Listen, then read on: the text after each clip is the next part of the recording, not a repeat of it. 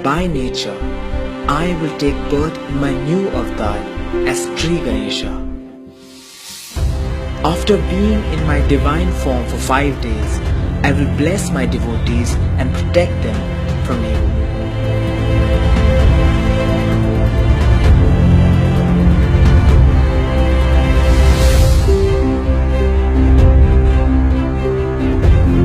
After that, I shall return to nature and take the form of a tree to save nature and humanity.